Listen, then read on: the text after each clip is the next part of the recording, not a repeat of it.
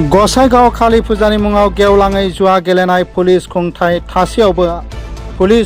थासेयावबो रायजोआरि जायगाफोराव गेवलाङै जुवा गेलेनाया रायजोआव मोनसे गाज्रि आबहावा सोरजिदों।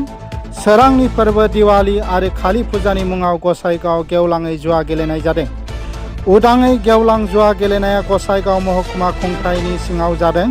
गसाइगाव सदर टाउन, गसाइगाव, थिनालि, नेपालपारा, जयमा, बांलाबारि, तुलसि बिल, तेलिपारा, दावागुरि बायदि गोबां जायगाफोराव उदाङै सोलिदों आयेन बेरेखा जुवानि आड्डा। काली फुजानि मुङाव लांदां जुवा गेलेनाया समाजारि आबहावाखौ खहा खालामनायनि मोनसे लामा लाबोनो हमदों होनना अजद होदों थागिबि सुबुंफोरा। पुलिस खुंथाया मेगन होथेनानै नुयैबायदि आखु दिन्थिनायनि गेजेरजों सोलिदों हरफा थोलो जुवानि आड्डा। लांदां जुवा गेलेनाया पुलिस बिफानजों आन्दोनि बुजिलायनायनि गेजेरजों सोलिबाय थादों।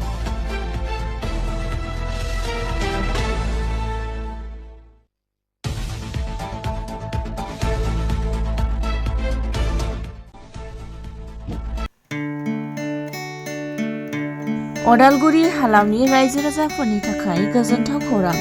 अदालगुरि नोगोरनि गलमा सकआव गोदानै केगवायारि अट'मबाइल्स बेखेवदों। गलमा सकनि ब्रह्म पेट्रल पाम्पनि साखाथियाव Suzuki, Hyundai, Maruti कारफोरनि repairing, washing, नांगौ रोखोमनि खालार होनाय जायो।